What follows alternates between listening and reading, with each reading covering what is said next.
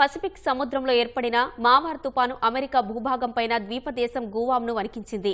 దీని కారణంగా పసిఫిక్ ద్వీపాన్ని భారీ వర్షం ముంచెత్తింది. బలమైన ఈదురుగాలుల దాటికి చెట్లు నేలకూలగా గోడలు, విద్యుత్ లైన్లు కుప్పకూలాయి.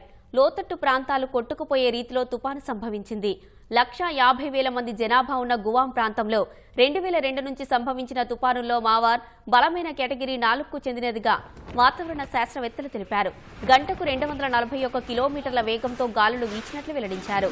తుపాను కారణంగా పలు కార్లు ధ్వంసమయ్యాయి. వర్షపు నీరు ఇళ్లలోకి ప్రవేశించడంతో ప్రజలు తీవ్ర ఇబ్బందులు ఎదుర్కొన్నారు. విద్యుత్ సహా ఇంటర్నెట్ సేవలు నిలిచిపోవడంతో సమాచార వ్యవస్థ స్తంభించింది.